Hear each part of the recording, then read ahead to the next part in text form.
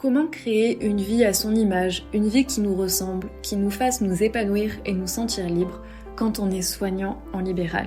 Bienvenue dans Soignant Entrepreneur, le podcast qui parle de la vie de soignant libéral et d'entrepreneuriat. Salut et bienvenue dans un nouvel épisode de Soignant Entrepreneur. Cette semaine, on va parler d'un sujet qui touche beaucoup de monde quand tu veux entreprendre, c'est le fait d'écouter les autres, le fait de se laisser influencer par ce que les autres vont pouvoir nous dire, en bien comme en mal. Mais je pense que on a un peu tendance à se mettre des barrières, à se limiter dans notre croissance parce que on écoute trop les autres. D'où le titre de ce podcast. Si tu veux entreprendre, arrête d'écouter les autres. Bien évidemment, il faut bien écouter les avis constructifs et je vais nuancer mes propos dans cet épisode.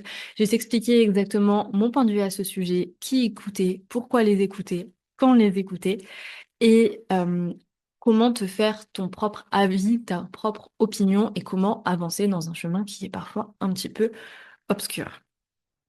Avant d'aller plus loin, si le podcast te plaît, n'oublie pas de le noter avec 5 étoiles, de me laisser un petit commentaire. Si tu es sur YouTube, mets un petit pouce et abonne-toi à la chaîne et partage-le à un autre soignant entrepreneur ou futur entrepreneur qui aurait besoin d'entendre ça. Alors, pourquoi je te dis de ne pas écouter les autres? Quand tu vas avoir une idée, quand tu vas vouloir faire quelque chose, quand tu vas avoir un projet qui est un petit peu fou, parce que pour entreprendre, faut peut-être être un petit peu fou, du moins c'est un petit peu hors du commun et ça nécessite une sortie de zone de confort. Ça nécessite de faire des choses que pas tout le monde n'est prêt à faire et que pas tout le monde ne sait faire.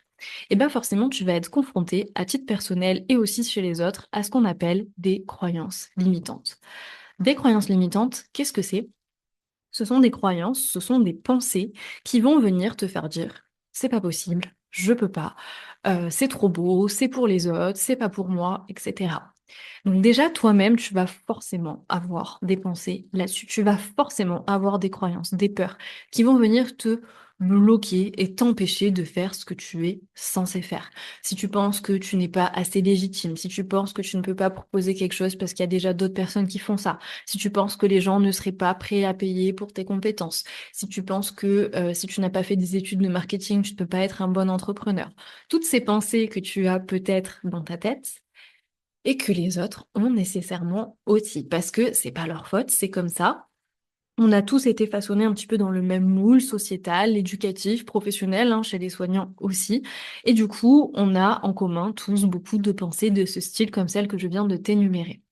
Donc déjà que tu as le tienne dans ta tête, si en plus tu vas demander l'avis d'autres personnes qui sont blindées de croyances limitantes, des fois même encore plus que toi, ou qui sont des fois encore pire dans un modèle sociétal et enfin voilà dans un prisme complètement étriqué pour certaines personnes malheureusement, eh bien tu vas te laisser contaminer par leurs croyances limitantes. Ça va soit venir renforcer celles que tu as déjà, ou alors ça va venir te faire douter, te faire émerger des croyances que tu n'avais peut-être pas, mais qui vont naître dans ta tête parce que quelqu'un t'aura planté une petite graine. Donc moi je te conseille de ne pas écouter les autres et plutôt si tu as ce genre de pensée ou que tu crois en ton idée et que quelqu'un vient te planter une petite graine dans ta tête, de te dire ok, ça, c'est un obstacle.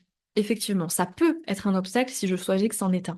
Mais comment je fais pour que ça n'en soit pas un? Le secret pour transformer une croyance limitante en quelque chose qui va te stimuler, c'est de te dire, OK, comment je fais?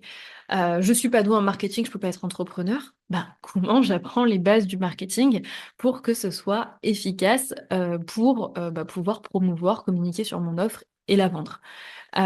Si tu penses que le marché est saturé, que personne ne va vouloir payer pour toi, ok, bah la question c'est comment je vais faire pour créer une proposition de valeur qui va être unique, qui va m'être propre, qui va avoir un réel impact pour les gens, qui va leur apporter une vraie transformation, et quelles choses, quels points je vais pouvoir développer, mettre en avant pour me différencier de ce qui existe déjà.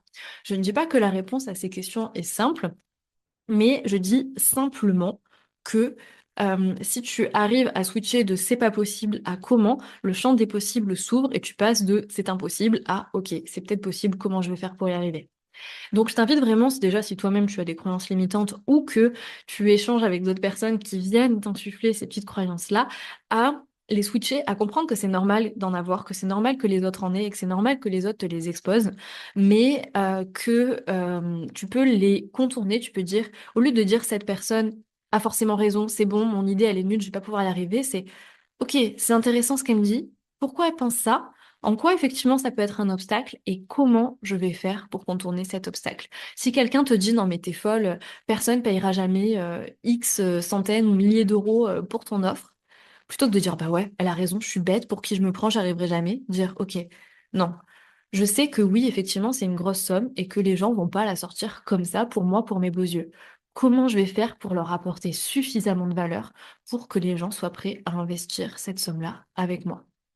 Et encore une fois, en disant tout ça, je blâme pas les personnes qui ont ces croyances-là. C'est normal de les avoir quand tu n'as pas appris à les contrer et que surtout tu as grandi dans le moule dans lequel on a tous grandi au niveau sociétal, au niveau études, au niveau professionnel, etc.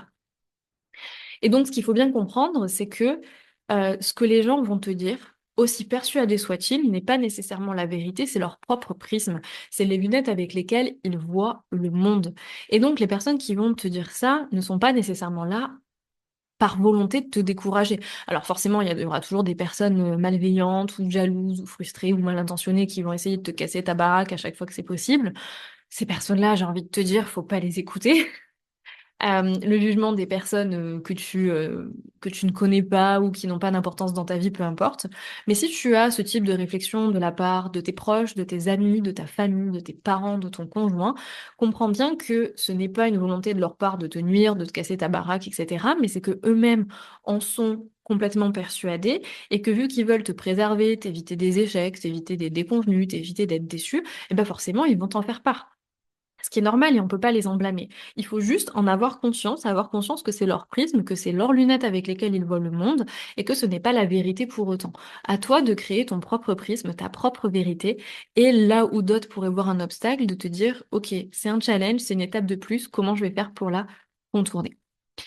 Et c'est important aussi de comprendre que c'est bien de demander des avis. C'est bien, moi j'ai envie de te dire, c'est bien d'exposer ce que tu fais à tes proches, mais de ne pas forcément chercher leur validation. Encore une fois, si ces personnes ne sont pas outillées pour te donner cette validation parce que elles n'ont pas une expérience dans le domaine, parce que elles n'ont pas été formatées pour, parce que toi-même tu vas forcément avoir des peurs, avoir des insécurités et la petite zone de ton cerveau qui te dit c'est trop dangereux, c'est trop risqué, ne sors pas de ta zone de confort, ça va venir la valider, ça va venir quelque part confirmer ce que tu penses quelque part chez toi. Et en fait, ça va venir renforcer tes croyances limitantes, renforcer tes peurs et t'empêcher de passer à l'action. Parce que oui, ça nécessite de sortir de sa zone de confort, oui, ça nécessite de prendre des risques, oui, entreprendre, c'est aussi se confronter à l'échec et ça, c'est inévitable.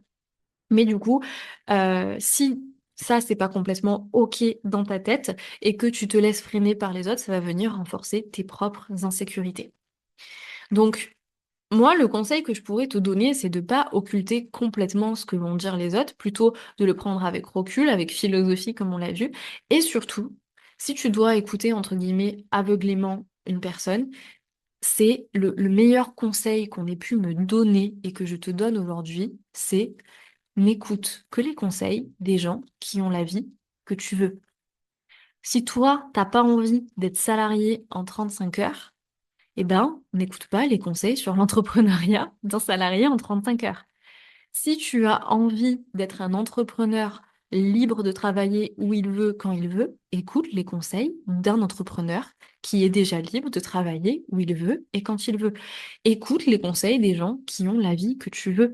N'écoute pas les conseils des gens qui n'ont pas la vie que tu veux. Ça ne veut pas dire que une personne ne peut pas avoir de bonnes connaissances, même si elle n'a pas atteint les objectifs que toi tu veux atteindre, qu'elle ne peut pas être de bons conseils.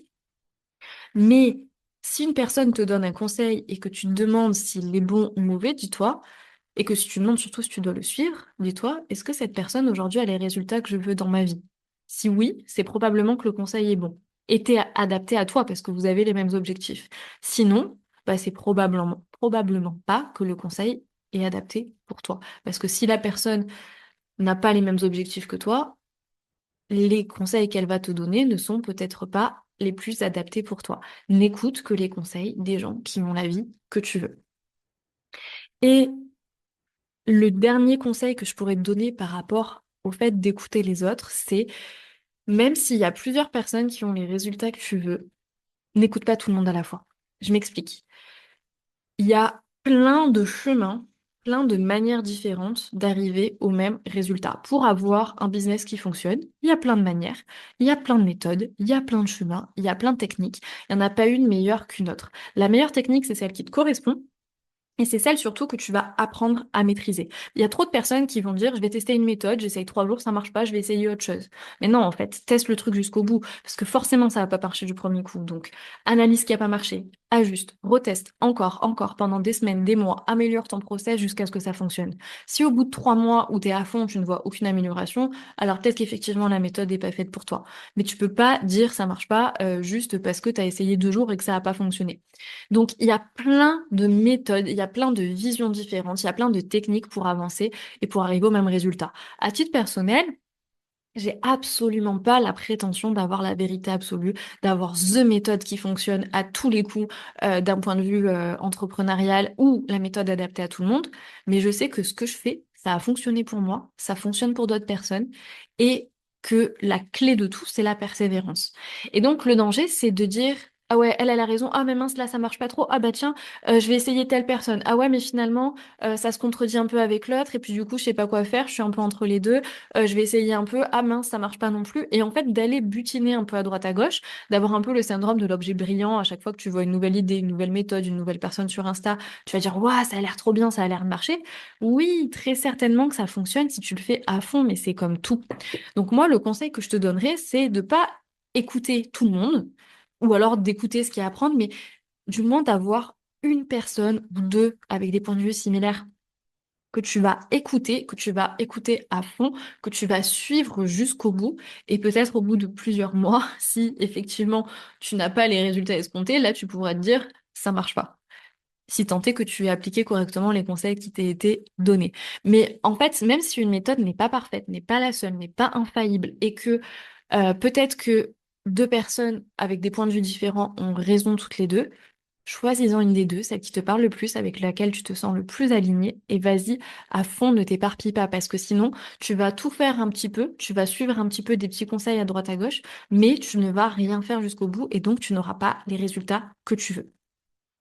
Donc si je dois récapituler cette vidéo, plutôt cet épisode de podcast qui n'est pas filmé, ça serait vraiment de te dire, ok, si une personne me dit quelque chose, déjà, est-ce que c'est sa propre peur, est-ce que c'est sa propre croyance qui parle ou est-ce qu'il y a un fond de vérité que je peux exploiter? Et si cette personne insinue un doute en moi, comment je peux l'exploiter de manière constructive en cherchant des solutions pour résoudre d'éventuels obstacles plutôt que de me braquer et de me dire, ok, c'est bon, c'est mort, ça fonctionnera jamais.